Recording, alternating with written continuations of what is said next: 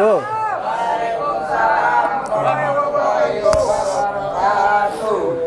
Bismillahirrahmanirrahim.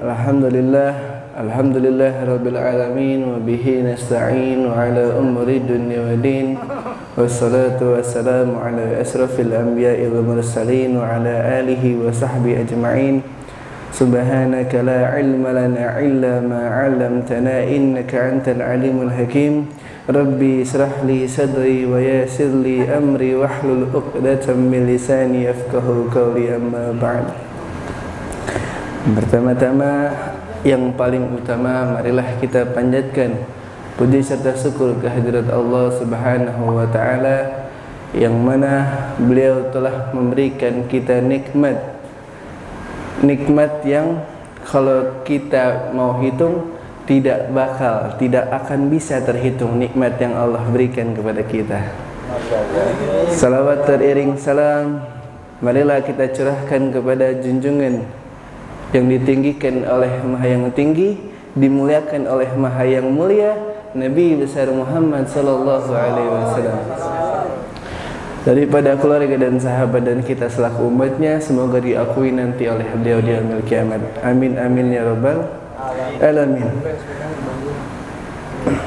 Berdiri saya di sini, terpanjang halam, terpanjang lebar, panjang kali tinggi, untuk menceritakan, menggambarkan, mengkisahkan daripada kitab Syama'il Muhammadiyah, yakni yang membahas tentang sifat daripada fisik Nabi besar Muhammad sallallahu alaihi wasallam.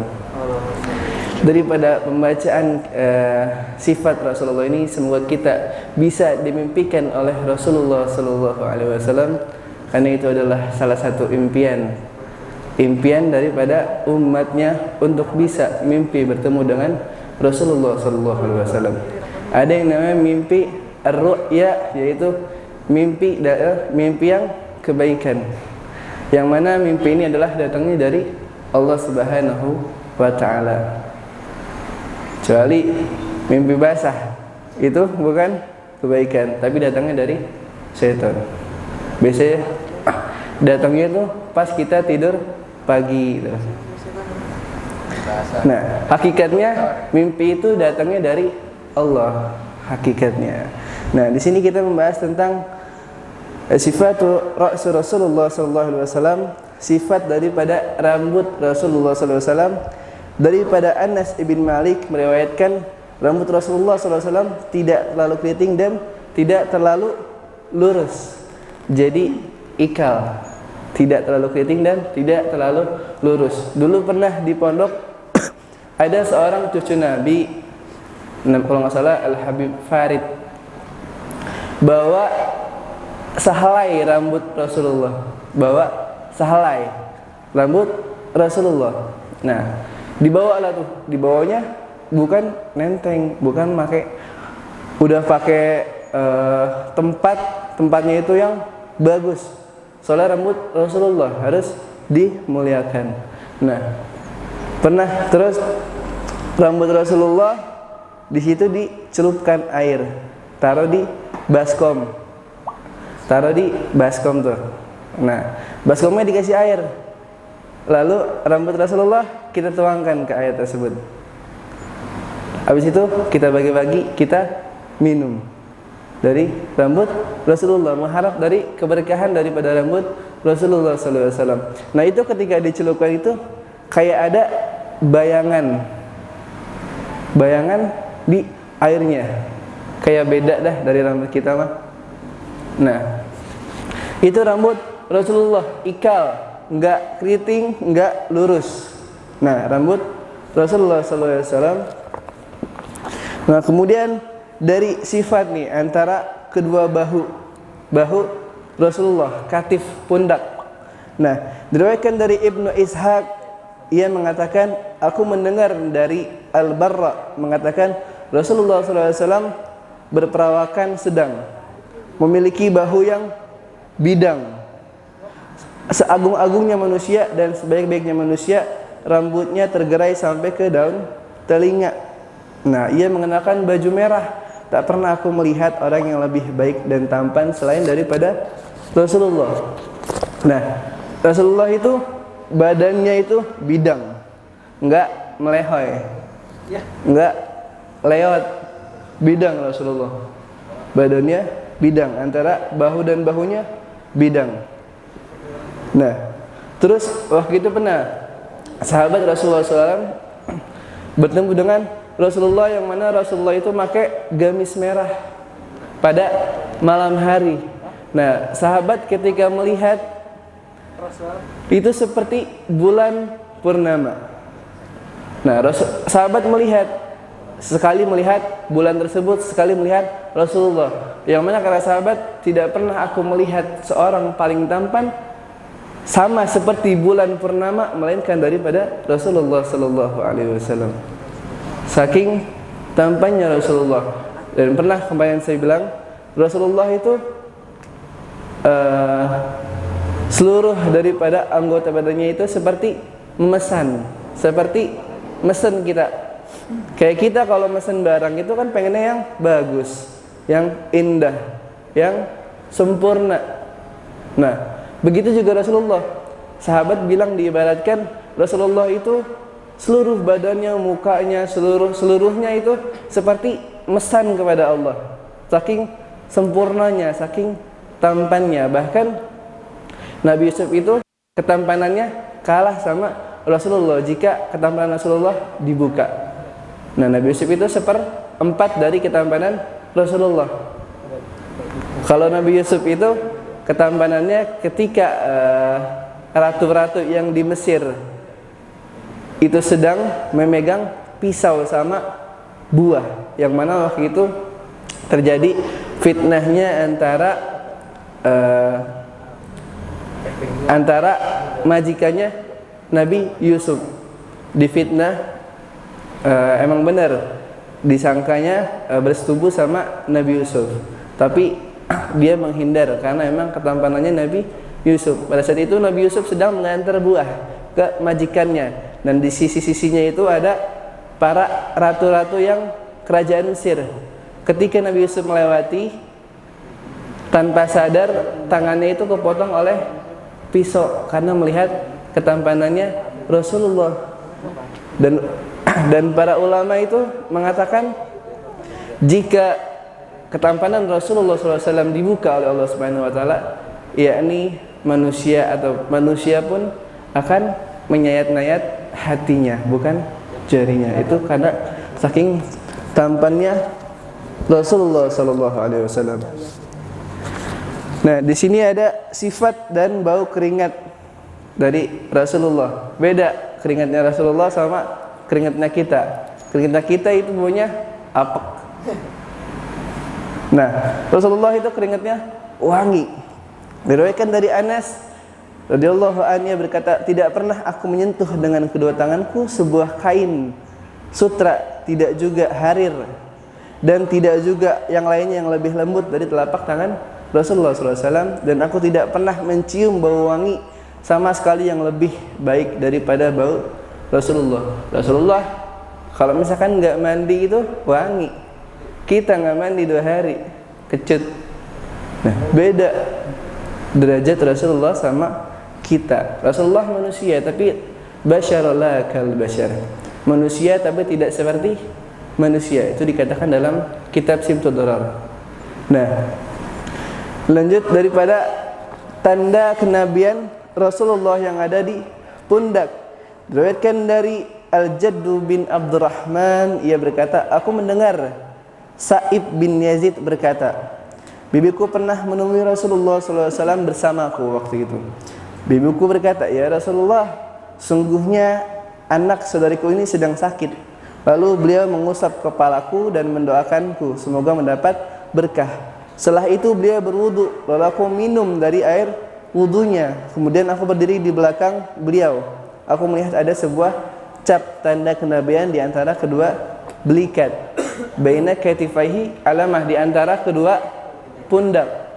Nah, di sini ada sebuah kisah dari sahabat Rasulullah SAW yang mana beliau ini adalah jalanan daripada masuk Islamnya, namanya Salman Al-Farisi. Salman ini adalah orang Persia. Nah, orang Persia nih, bapaknya seorang kepala desa yang dia anut adalah Majusi, yang menyembah api. Nah, kemudian Salman ini disuruh ayahnya untuk menjaga api. Nah, setelah saking dipercayanya ayahnya, Salman Al-Farisi ini lalu disuruh oleh ayahnya menjaga, melihat tanah ayahnya. Lalu pergilah Salman Al-Farisi ke tempat tanah ayahnya. Nah, kemudian di perjalanan Salman Al-Farisi melihat kayak ada doa-doa tuh. Itunya itu di gereja agama Nasrani. Di gereja Salman sedang melihat, dia penasaran. Udahlah, gue lihat dulu. Ayah gue nggak tahu gini. Nah, terus melihatlah, bertanya ke pendeta. Ya, pendeta, ini agama apa? Kok saya kayak tenang nih lihatnya. Ini agama Nasrani. Dari mana agama Nasrani? Dari negeri Syams. Nah, dicariin dah tuh Salman Al-Farisi oleh ayahnya. Ayahnya ini nyuruh anak buahnya, ketahuan lagi di gereja. Akhirnya dibawa pulang sama anak buah ayahnya, diikat. Ya ayah, tadi aku melihat ada sebuah agama Nasrani, aku mengaguminya, kata Salman Al-Farisi. Jangan, sungguhnya agama Majusi adalah agama yang nenek moyang kita, yang lebih benar dari Nasrani, kata ayahnya gitu. Akhirnya diikat tuh Salman Al-Farisi. Setelah diikat, dibuka. Nah, Salman Al-Farisi penasaran, akhirnya pergi ke negeri Syams. Terus ke negeri Syams, dia ke rumah suatu pendeta. Nah, tak lama kemudian pendetanya mati, meninggal. Tapi sebelum meninggal, Salman itu bilang, ya pendeta, setelah engkau tidak ada, lalu aku mengikuti siapa nih? Kata gitu. Nanti kamu ke Irak. Ke Irak ada satu pendeta dan kamu ikutinya. Nggak lama kemudian diikutin tuh sama Salman. Mau meninggal lagi, ditanya lagi, ya pendeta, nanti aku setelah engkau tidak ada, aku siapa yang aku ikuti? Kata Salman. Lalu, nanti kamu ke pertengahan antara Irak dan Persia. Akhirnya ke pertengahan kota tuh. Sama pendetanya juga meninggal. Nah, sebelum meninggal Salman bilang, ya pendeta, setelah engkau meninggal nih, aku siapa yang aku ikut? Pendeta yang lain. Nah, kata pendetanya apa? Nanti ketika saya tidak ada sebuah orang, yaitu Nabi terakhir, yang mana Nabi ini adalah yang menganut Nabi Ibrahim, yaitu nanti dia keturunannya Nabi Ismail. Nah, akhirnya penasaran nih Salman, ikutlah ke. Nah, kata pendetanya, nanti Nabi ini adalah Nabi yang dari Mekah akan hijrah ke Madinah. Pergilah Salman Al-Farisi bersama suatu rombongan. Nggak taunya rombongan ini menjual nih Salman Al-Farisi menjadi ke orang Yahudi. Orang mau meluk agama Islam nih, dijual jadi budak. Dijual lah nih. Tibalah ke Madinah, ke orang Yahudi. Nah, ketika dia menjadi budak, dia bekerja ke orang Yahudi.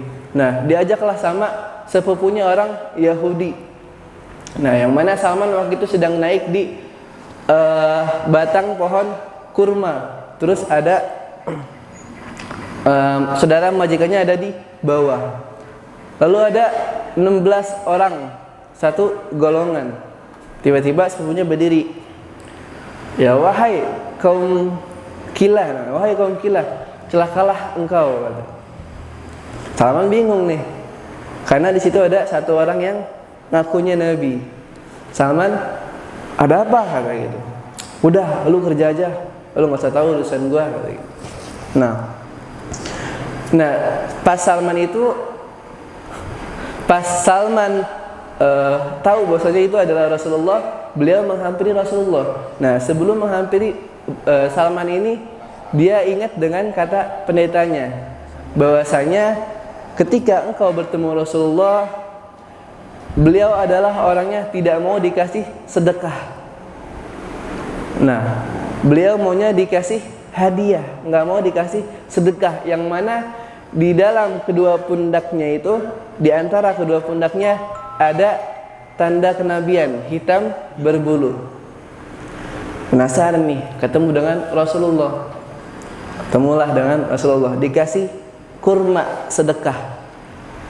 Salman lihat, kok nggak dimakan nih sama Rasulullah, malah dikasih sahabat. Nah, akhirnya datang lagi sama Al-Farisi, bawa kurma, ngomong ke Rasulullah, ya Rasulullah, ini hadiah untukmu. Akhirnya dimakan oleh Rasulullah. Salman percaya, wah, apa ini ya manusia yang saya cari. Terus udah setelah itu Salman menghampiri lagi yang ketiga kalinya, ya Rasulullah, ngomong assalamualaikum, lalu balik belakang ke Rasulullah, pengen lihat nih tanda kenabiannya ada nggak nih di pundak. Rasulullah tahu, wah ini Salman mau ngelihat nih. Akhirnya dibuka sama Rasulullah tanda kenabiannya. Benar, akhirnya Salman masuk Islam. Akan tetapi si Salman masih jadi budak. Akhirnya Rasulullah dan sahabatnya itu menebus dengan 40 uqiyah. 40 uqiyah itu setara dengan 31 gram emas. Nah, kalau dirupiahkan total sekitar 750 jutaan. Dan sahabat dan Rasulullah menanam 300 pohon kurma untuk Yahudi demi menebusnya. Setelah itu Salman masuk Islam dan bebas jadi budak. Nah, itulah kisah daripada Salman Al-Farisi yang ingin memasuki Islam. Nah, cukup sekian mungkin visual. Kalau nggak ada ditutup. Ya, baik. Ya, ini kurang lebihnya mohon maaf. Assalamualaikum warahmatullahi wabarakatuh.